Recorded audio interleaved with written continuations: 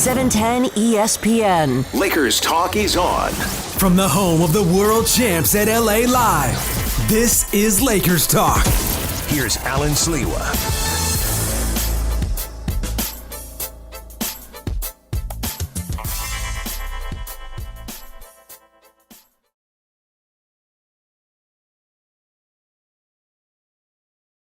What is going on, Laker fans? Okay, we got a lot to get into tonight. Appreciate you guys tuning in. Just finished Lakers Talk on 710 ESPN, and now we have Lakers Talk coming up here on our social platforms. Okay, so let's do this. Let's kind of start off the show. We got a few things to get into. Obviously, I got the comments coming in here to my right, and as we go through the show, we'll hit on a few different topics. So first thing I want to start off with, of course, we start off tonight's show talking about the calf strain for Anthony Davis and what this just kind of means for the Lakers. So let's start off right there. So AD injury, big picture for the Lakers. So that's obviously going to be the big question mark for the Lakers.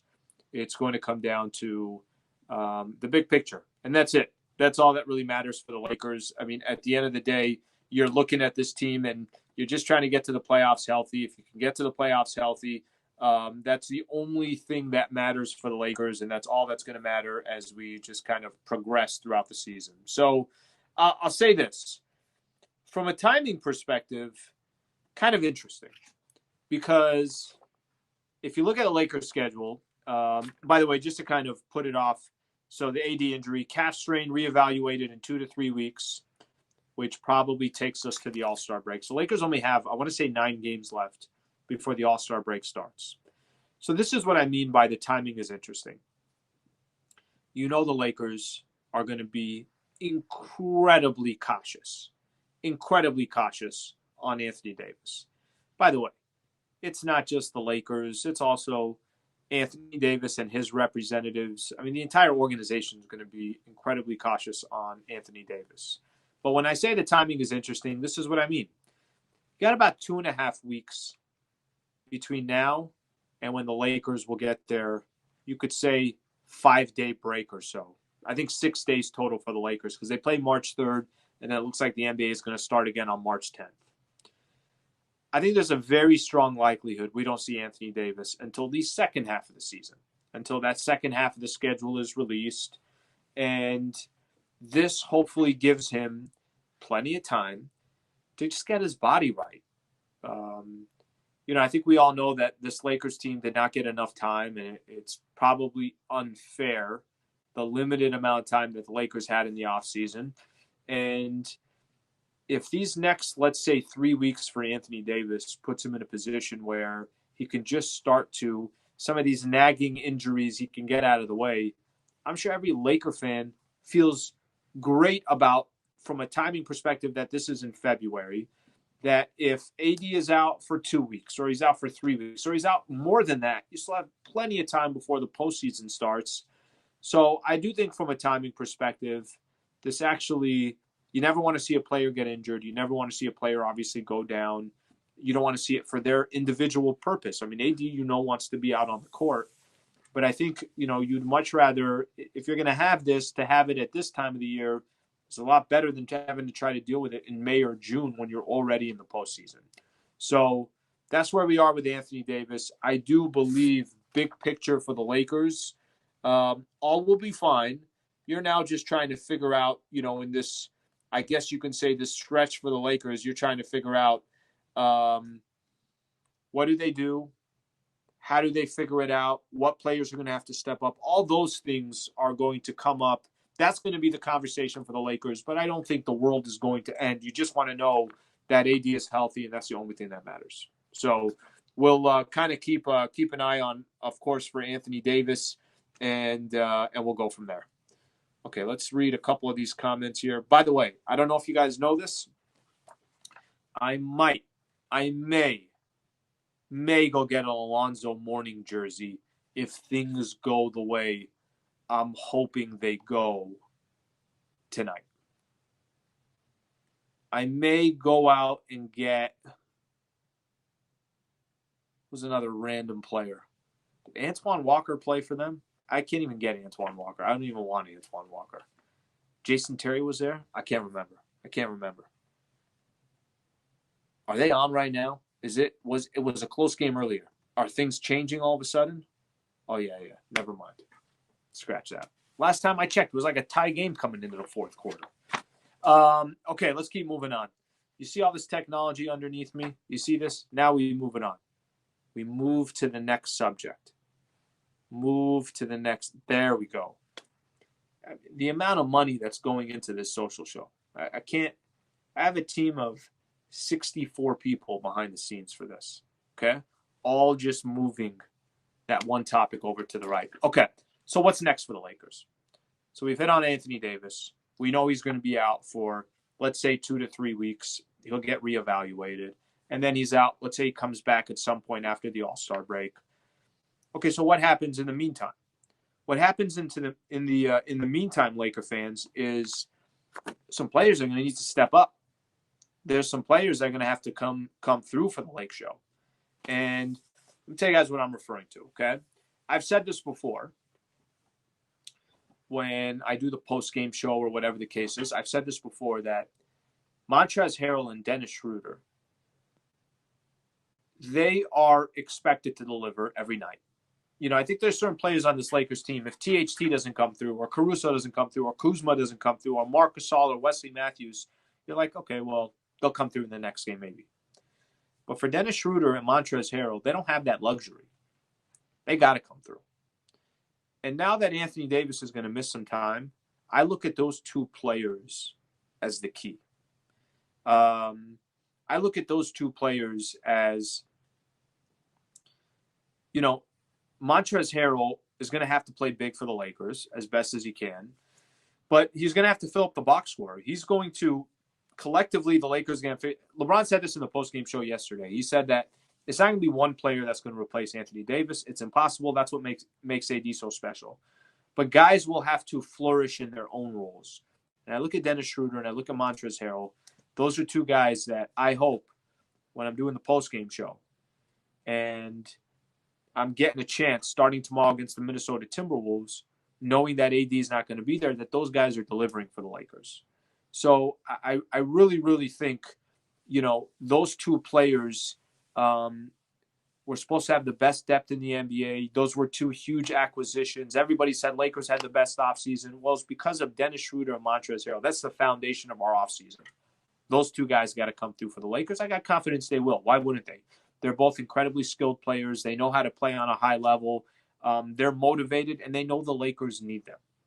So those are the two players that I would say make most sense for the Lakers as far as figuring things out from here. Okay? To read off a couple of comments here.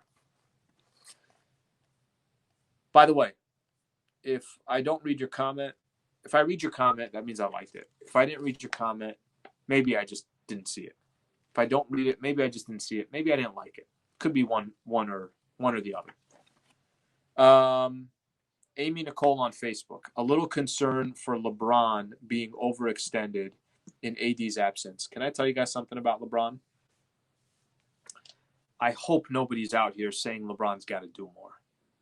This ain't on LeBron, right? So, Amy, you make a good point. You should, you know, I get it. LeBron's already playing 40-plus minutes against teams below 500 because the Lakers have been disinterested in some of these games. This ain't on LeBron to figure things out with Anthony Davis out. This is 100% on the rest of the roster and these role players to help LeBron figure this out until we get Anthony Davis back. So we'll see how the Lakers react. LeBron said this yesterday, too. He said when AD went out in the middle of the game, it was hard for them to adjust. But he said now that we know if AD's out, they'll have time to prepare. The lineups will be more – guys will understand what they're supposed to do. Their role expectations will be different. So I do think things will change when AD's out, and we'll see how the team responds to that. Okay, let me read off another comment here. You know, a couple people are going after KCP. Let me say this. I got people going after KCP in a good way, and some people going after KCP as not the best way. But I'll say this on KCP: dude's got to get going. We need him to get going. KCP's took heat before, and then he went on a great run where he was obviously so key for the Lakers, and everybody felt so good about his role on this team.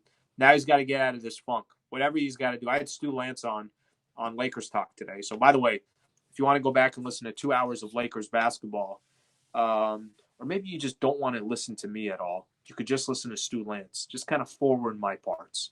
But go to the ESPN app or on iTunes, Lakers Talk with Allen Sliwa. Stu said something. He said, I asked Stu, is it going to take, if KCP has one good game, could that be the difference? And then he gets back into a rhythm. He said, I don't think it gets, one game doesn't put anybody in a slump. One game doesn't take somebody out of a slump. So, there's Stu Lance, who's been doing Lakers colors since 1987, I think. I think he makes a great point there that KCP is going to need some time, but the dude's got to get going. He's got to get going. Lakers got to start hitting their threes, and KCP's a big part of that. Okay, let me read off a couple more here.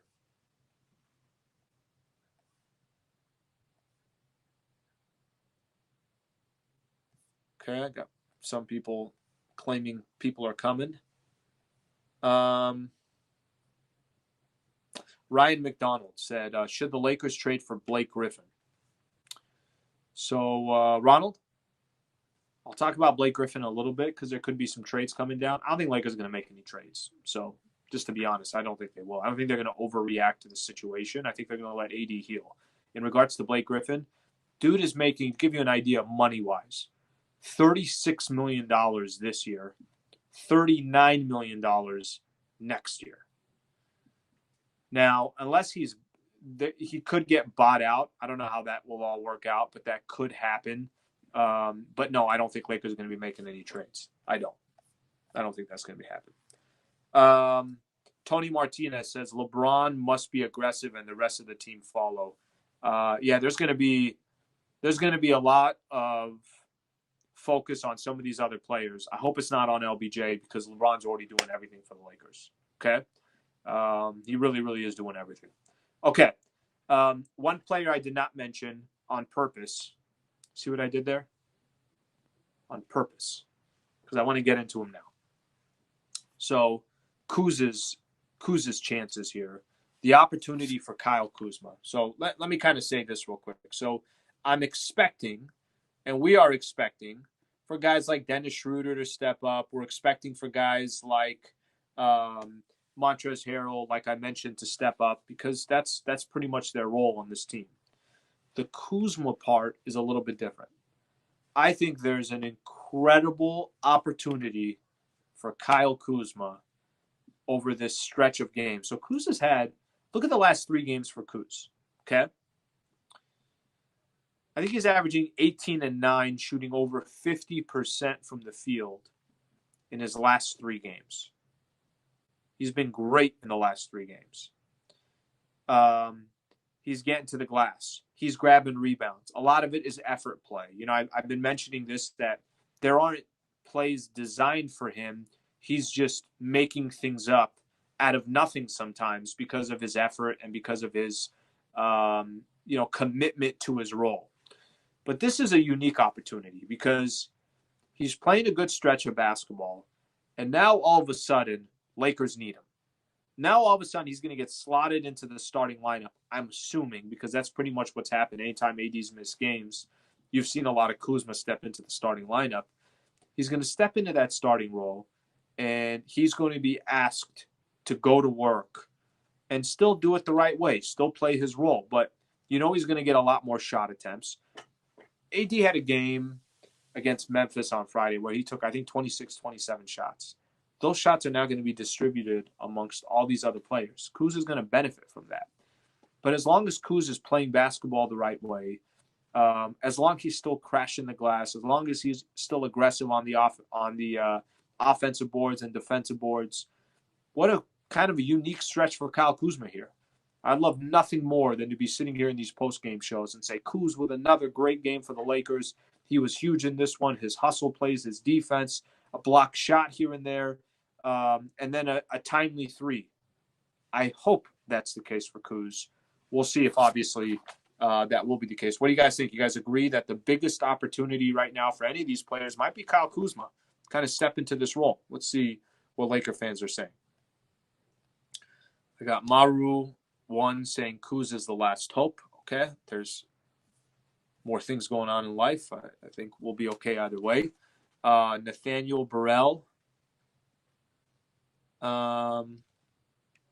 Probably getting less playing time for the Lakers. He is always one of the hardest working players on the court. Alex Sosa thinks he can score 4 points a game to put him in. Alex, we appreciate your effort, man. Thank you for chiming in on the chat. Okay. By the way, Markieff, I haven't talked about. Markieff will also be a key player for the Lakers. The reason why I haven't mentioned Gasol much, and people have asked me, why haven't you talked about Gasol more? I haven't talked about Gasol more because I just don't know if much is going to change for him as the season progresses. So that's why I haven't. That's why I say Kuzma, because I think Kuz can actually be – the one thing that's going to come down with Kuz is Lakers are going to need consistency from him. Just consistency. Kuz, the one thing that, I think frustrates Laker fans with Kuz, we might see him one night play well and then not again for 2 more nights. So that's the one thing where I think Marc Gasol, I don't know if anything's going to change on that front. Okay, let's keep going here. Let's keep taking a look. What else we got here?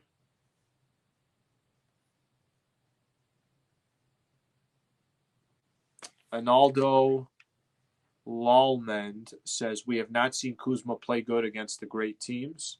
Well, he's going to have his chances because these next few games for the Lakers, you got Brooklyn, you got Miami. Next week, I want to say a week from Wednesday, you're in Utah. You still got Portland. You still got the Golden State Warriors. You got Phoenix. You got Sacramento. You got some good games coming up. So I agree. We're going to find out if Kuz is ready for this kind of unique moment where it's not all going to be on his back. I mean, I already told you guys, I'm expecting more from Dennis Schroeder and Montrezl Harrell before I'm expecting from Kuzma. It's just Kuzma's going to now have a lot more opportunities. Randy Cervantes on Facebook. It's Kuz's time and he will deliver. Anonymous Andy says, do you think THT can step up and show his potential now? Listen, THT is ready. No question about it. I mean, THT is playing and delivering in limited minutes that he gets. So, yes, I do believe Taylor Horton-Tucker can definitely step up. Okay. It is that part of the show. It's called Roll Call. We ask you guys, where are you tuning in from? And just let us know. And I'll give you a quick shout out. All right? Little roll call action here. By the way, tomorrow, Lakers Timberwolves pregame show, I think it's at 3:30 with Michael and I. Tip-off's at 5. And then Wednesday, back on Travis and Sliwa. So we got our second show here. A lot of Laker games. So that kind of, if it's a post-game show, we do post-game. If it's not, then we'll do Travis and Sliwa. Okay, let's read off where some of you guys are tuning in from.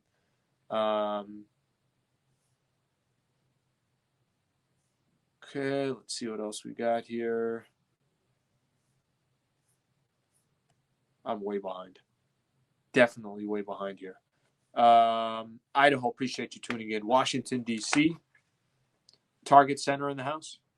By the way, Pepsi Center. I went through this yesterday. All these times we've been promoting Pepsi Center, and it's not even called Pepsi Center anymore. It's called Ball Arena. Rochester, New York, thank you for tuning in. Let's see what we got here. Denver, Los Angeles, Philly, San Marcos, Houston, appreciate you tuning in. Frozen Houston, according to V here on YouTube. Los Santos, Grove Street, Massachusetts. This is a new one. Now I got somebody requesting a Sliwa versus Trevor at UFC 260. Interesting. Usually we were just going to play basketball against each other. Now we're going UFC. I will get Trevor in an armbar so quick he won't know what to do. No idea even what that means, by the way. Mount Vernon, Washington, thank you for tuning in. Virginia, Tulsa, Alaska. Let's see, I did Rochester. Australia, thank you for tuning in. Orange, California. Idaho in the house. San Diego, appreciate you tuning in. Echo Park. Lake Elsinore, Big Bear, California. Craig, appreciate you tuning in. Arizona, Bend, Oregon, Hiroshima, Japan. Unbelievable. Love it. Tokyo, San Francisco. Appreciate you guys all tuning in. Thank you all for tuning in. I can't keep up with this, by the way. Tulsa, Cooperstown, Singapore. I can't keep up with it. Gardena in the house. If I miss you, just keep going on, and I'll make sure to get you. Okay? I'll make sure to get you. Okay, I am ready to go on to the next topic here, Laker fans. I'm ready to keep the show moving here. We got to get home at some point. Pasadena, thank you for tuning in. Egypt in the house. Boynton Beach, Florida, Dubai, Armenia. Laker fans everywhere. Laker fans everywhere. Okay, so did you guys know this? I want to spend a little time on this. You know the last year LeBron James won an MVP? Do you know what year it was? It was 2007 or 2012, 2013 season. So 2012, 2013 was the last time LeBron won an MVP. I don't know why I pay attention to this award. I really don't know why. If LeBron James has not been titled the most valuable player in 7 years in a row, LeBron, let me put it this way. LeBron has not won MVP when he was 29 years old, 30 years old, 31, 32, 33, 34, and 35. Think about the age that LeBron was not winning MVPs in any of the last 7 years. Just think about this. Over the last 10 years, if you ask somebody, hey, who's the best player in the NBA? I would say over 50% of the time, easily, somebody would say, well, it's LeBron James. He's the best player in the world.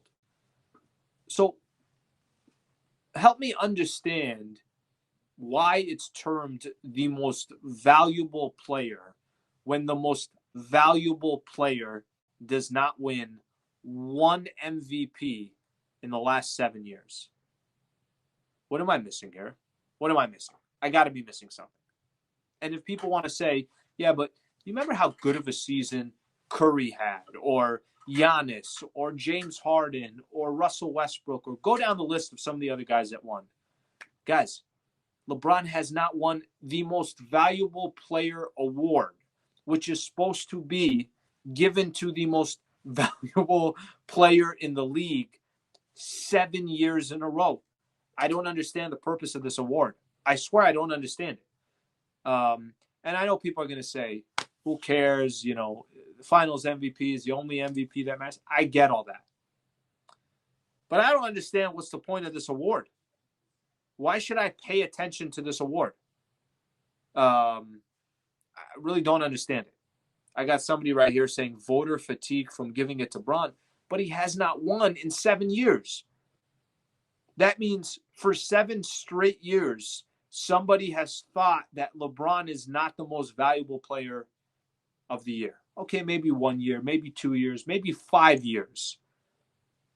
7 years? I almost lost it. I went on air. I did this topic on air. I was like, somebody help me here. All right, let me read here. They're bored of him winning. But I hate that. That's such a lazy excuse. They're bored of him winning. You mean they're bored of him winning? He's the most valuable player. Win it one time in the last 7 years. Win it twice in the last 7 years. And I would say, okay, it's still not fair, but you got 2 of them. Dude hasn't won in 7 years. The hell am I? What am I missing here? What am I missing here? Honestly, I don't know what I'm missing here. Why even have the award? I was trying to ask Stu Lance this, and Stu had a good point. Stu was saying that, you know, he gets a chance to watch one player 100 times like LeBron, but somebody else doesn't get to watch LeBron 100 times, and then he doesn't get a chance to watch, you know, another MVP candidate like Giannis. He's watching him twice a year, whatever the case is. So there's a lot of factors that go into it, but I don't know. I don't know what to tell you guys. I really don't know what to tell you guys. Louisville, Kentucky. I appreciate you guys tuning in, but I just don't understand how 7 years have passed. The last time he won an MVP, he was in Miami. He was playing for the Miami Heat. All those years that he was playing the Cavs and going to the NBA Finals, he wasn't the most valuable player. Might lose it, Laker fans. I might lose it. Okay, somebody's saying maybe politics. Voters are MJ fans. None of that makes me feel any better. None of it makes me feel any better. Yeah, I don't know what to tell you, but that is unbelievable. Unbelievable that the dude has not won it in 7 years. I got Robert Leon on Facebook saying, "Hey, calm down, Sliwa." I know, getting a little aggressive here, guys. A little aggressive. Coming out of my comfort zone here. All right, let me read off one more here. David Sabatini on YouTube. David Sabatini. I don't know, is it Italian? I have no idea. It just sounded like I was ordering at an Italian restaurant. Okay. Do the Lakers got to make a move? No, I don't think. I don't think Lakers got to make a move. I really don't. That doesn't mean by the time the trade market comes or the buyout market, there could be some opportunities. Remember, Lakers last year needed to make a move, and they made that move in the buyout market. By the way, perfect transition to what we got coming up here. So I want to read off some of these potential trades around the NBA. So I will just say this about the Lakers. Don't panic if you're the Lakers. You know how the Lakers are going to win an NBA championship? There's one way. It's very simple. LeBron and AD are healthy. That's it. Those dudes got to be healthy. And if they are healthy, then you got a very, very good chance of winning a championship. It could happen. It could not happen. Anything can happen in the playoffs. I get all that. But health is going to be the number one thing. If by the time we get to the trade deadline, the Lakers, maybe they make a tweak here or there, but I don't see it. I don't think that they will. But where I think they will be opportunistic is in the buyout market. Guys are gonna want to come play for the Lakers. First of all, they want to come play because they want to chase a championship ring. Second of all, they want to play because they get a chance to play with LeBron and Anthony Davis, two good dudes that are unbelievable basketball players. Then you're with the Lakers brand, and there's so many advantages to playing for a franchise that is as powerful as the Lakers are. So I think there are a lot of reasons why, somebody would want to come play for the Lakers, but we'll see what happens. But I don't think anybody should be panicking. Okay. 7 years. He hasn't won an MVP.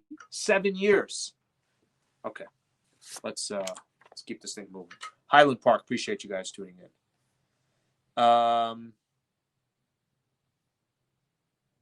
Okay, I got somebody reminding me. Thank you very much to Power Pro Plumbing, Heating, and Air, a partner here on our social show, a partner on 710 ESPN. By the way, the owner, as big of a Laker fan as you're going to find. Every time I connect with him, we end up talking half an hour about Lakers basketball before we get into anything else. So if you're local and you're here in Los Angeles, Southern California, any plumbing issue, Power Pro Plumbing, Heating, and Air. Obviously, any heating or AC issue, Power Pro Plumbing, Heating, and Air. You can go to powerproplumbing.com. Thank you for their partnership. Okay. Let's keep moving here. Okay, I got to do these potential trades around the NBA. So I'm looking, this earlier today, and I'm seeing Woj's page come up. This Woj guy, he might make it. I think he's got a shot here. He might make it. Arkansas, thank you for tuning in. So, Woj, Laker Wisdom is pointing out that my chair is squeaky. Thank you for pointing that out. Thank you. I don't know if it's squeaky or I just move around a lot. It could be on me. So I saw these reports earlier. So we're kind of getting close to the trade season starting, right? The trade deadline is March 25th. And you start seeing these tweets coming from Woj. So first of all, Woj is putting out the tweet about, first of all, both Woj and Shams are amazing at what they do. So let's get that out. But Woj had the information about the MRI and the 2 to 3 weeks reevaluated before the MRI machine had it. Okay? Woj has an insider with everybody. And so I'm keeping track of what Woj is saying because I'm trying to see what's going on with Anthony Davis. And then, you start seeing that, okay, there's some conversation. Blake Griffin and the Pistons have agreed that he will be out of the lineup. Okay. They're looking at potential trades or a contract buyout. I don't know where Blake Griffin's going to go, but I just love the conversation that trades is already a part of the conversation, right? Like that dialogue is already starting.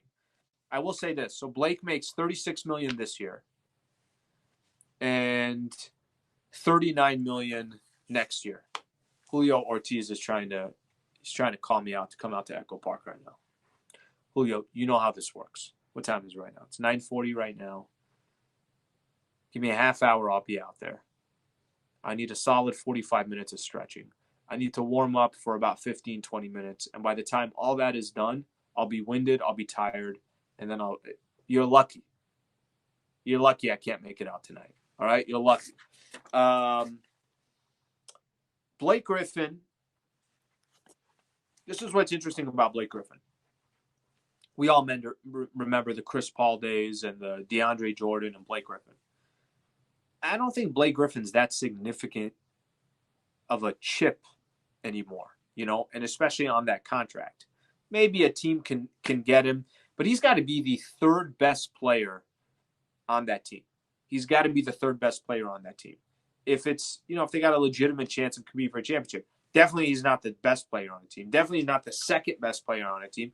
He's got to be the third or fourth best player on a championship team if that team's got a shot. Well, how the hell are you going to pay for him? 36 and 39 millions next year. I mean, what kind of a contract buyout are you going to have? And I have no idea, but I'm just saying that I don't think the Blake impact, there's much impact. Okay, let's look at the next potential guy. This one worries me a little bit. And, for the Laker fans, you don't want Andre Drummond to end up with the wrong team.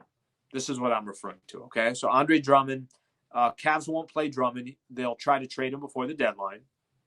Drummond is on a $28.7 expiring contract, $28.7 million. That's an expiring contract. He averages 17 and 13 rebounds.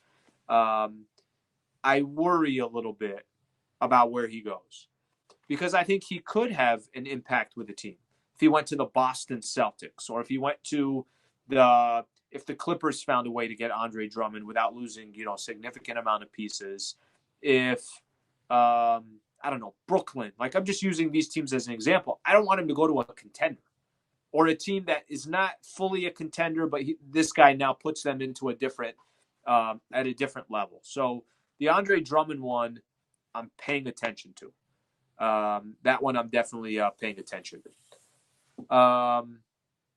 As far as, Laker fans trying to say Andre Drummond coming to the Lakers, I don't think that's going to happen. I don't.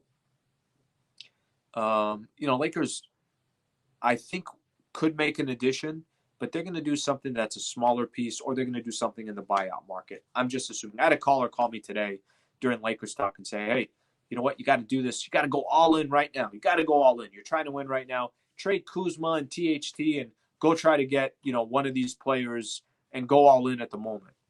What I tried reminding the caller was, last season Lakers made some tweaks, didn't give up any other talent, and ended up with Markieff Morris. And Markieff Morris played a significant role, and they got him in the buyout market. So it's not about just trading all your chips away because you're trying to win right now.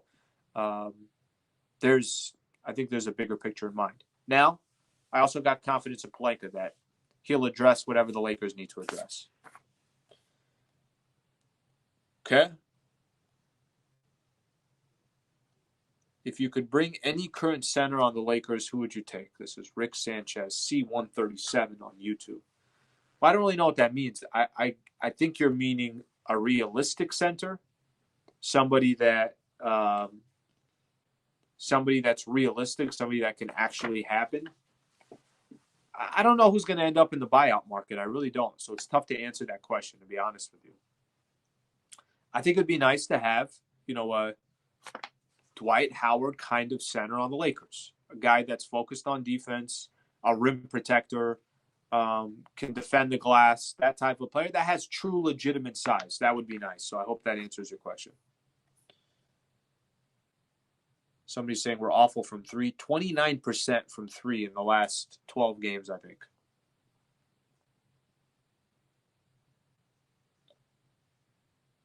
Okay. Let's keep moving here. Let's go to I think the next topic is actually questions. So if you got questions, start getting your questions in right now. And I will say this too. The one thing with the Lakers, I will say is you got to watch teams right now coming up to the trade deadline, because if they feel like they're a piece away from being on the same level with the Lakers, or a piece away of being on the same level for the Brooklyn Nets or Philly, or, I'm just using these teams as an example, the upper echelon teams, Utah, even though I don't think Utah doesn't scare me as much. If they think they're a piece away, they might go all in. So there's going to be, by the time the trade deadline comes, teams that are like, we got no shot at the best teams in the NBA. We'll just be complete sellers. And then we have teams that are saying we're a piece away from hanging with those, let's say the Nets and the Lakers and a few other of these teams. Those are the teams to kind of look out for, that feel like they're a piece away, and then get aggressive. And I don't blame them if they go out there and, make that move. Okay.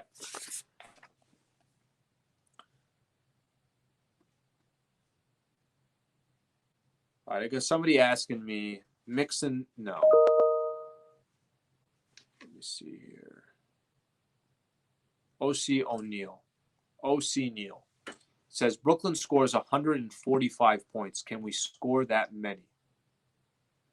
No, but the one thing we can do when we are healthy is play defense, and the one thing they can't do is play any defense. So we'll take our chances. By the way, we got Brooklyn this Thursday, huh? What do you guys think of that?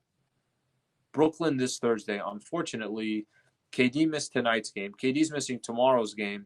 He may miss the next game as well against the Lakers, and we know Anthony Davis is not going to be there. So maybe that game won't have as much allure as we thought it was going to have a week ago or so.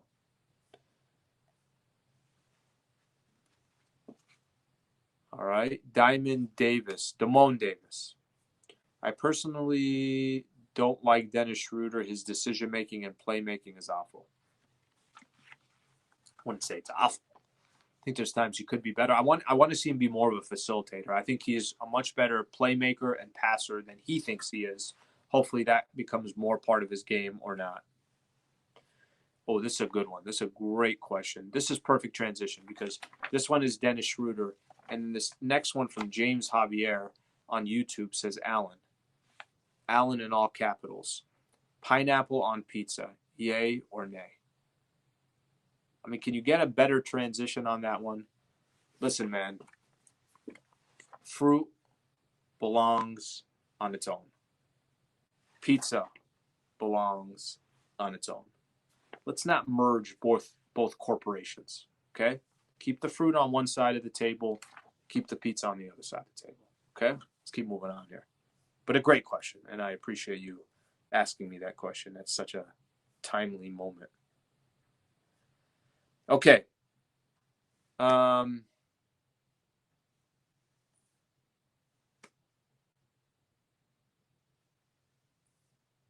See what else we got here.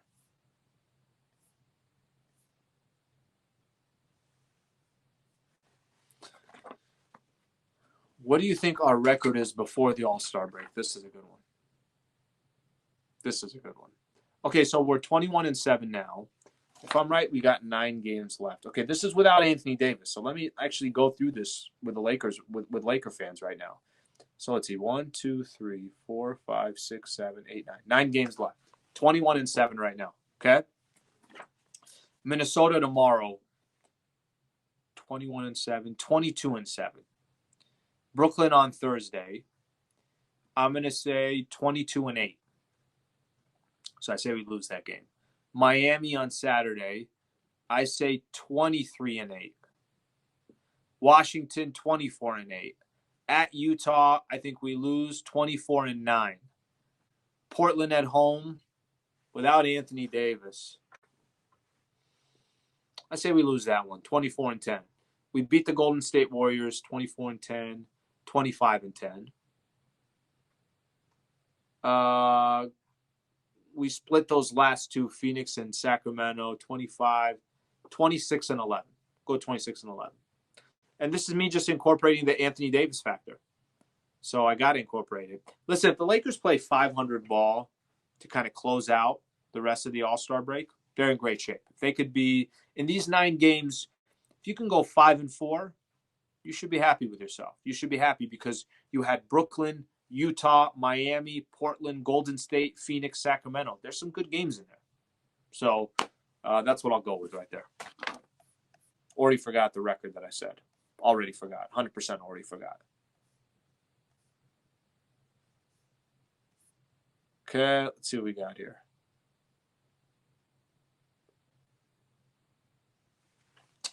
Tina Guzman on YouTube. Lakers need more movement in their offense, and there's too much standing around. What do you say? Couldn't agree more. I mean, I'll tell you this. I was talking about this in Lakers Talk on 710 ESPN. This is like the post-game show to Lakers Talk. Just finished Lakers Talk 2 hours. Then I come in here for the post-game show. I was talking about how, how the Lakers have been just screwing around for that entire homestand where they're starting out games where they're down 14, they're down 20 to Memphis, whatever the case is. Those days are over. I mean, if the Lakers were bored before, now you're going to get some real adversity. You're going to get, I think there's going to be, I imagine there's going to be kind of an extra spark from a lot of these guys because one of the greats in the league is gone. For a small period of time or a couple weeks or whatever the case is. So with that in mind, I think the offense I just think guys are going to be more crisp because they understand their margin for error is a lot smaller than it was when Anthony Davis was there, or the opponents that they're playing against are much better than they've played over the last couple of weeks. So that'd be my thought on that.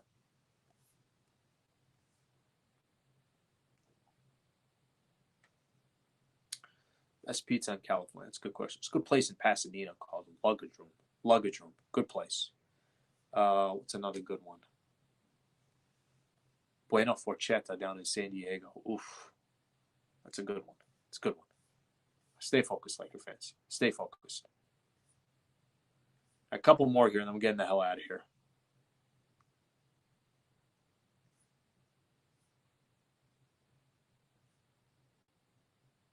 I'm sure Laker fans are not very happy with my assumption on how the Lakers are going to do the rest of the way.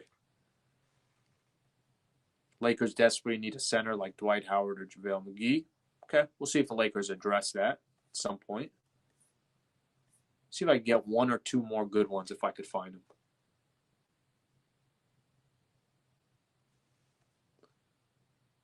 All right, let's see what we got.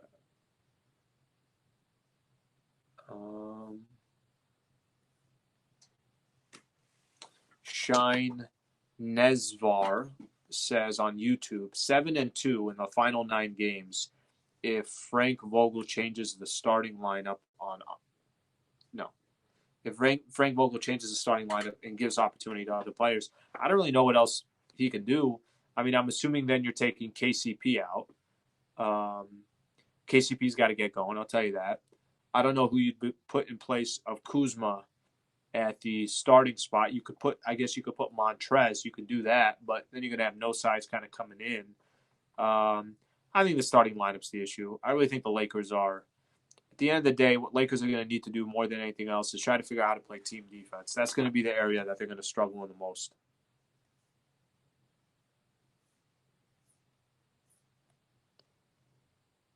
Okay, one more. Final one. Final one, and then that's it.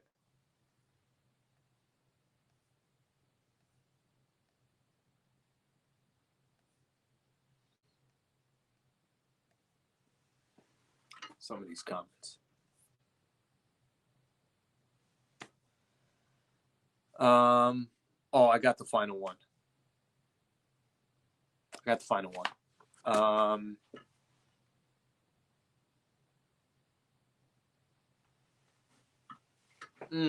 I got a couple here that I'm reading. We'll go to Anonymous Andy. Who do you think poses biggest threat from us repeating? Got to be healthy. Health will be probably our biggest challenge, and getting to the playoffs fresh. After that, Brooklyn. Brooklyn will be the biggest challenge, I think, to repeating.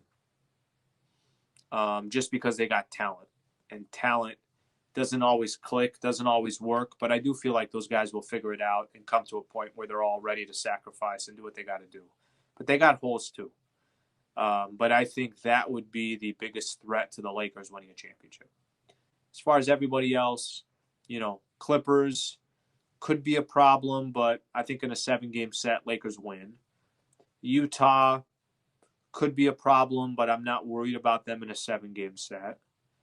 Philadelphia, good team. Don't think they're ready yet to take on a team like the Lakers and LBJ. So that's how I would kind of assess that. Okay, Laker fans, appreciate you guys tuning in. I'm sure Carlo, who's in the background here, is ready to get the hell out of here and enjoy the rest of his night. I appreciate all you guys being a part of the show. Tomorrow, we'll have the pregame show at 3:30, tip-off at 5. Starting at 5 a.m. tomorrow, you can hear Keyshawn, Jay Will, Zubin, and Travis. So that all starts tomorrow at 5. And then just a quick reminder, Travis and Sliwa show this Wednesday, 7 to 9. All right? Thank you for tuning in. Get the hell off of the channel, and we'll get back with you guys tomorrow after the Lakers game against the Minnesota Timberwolves. Have a good night.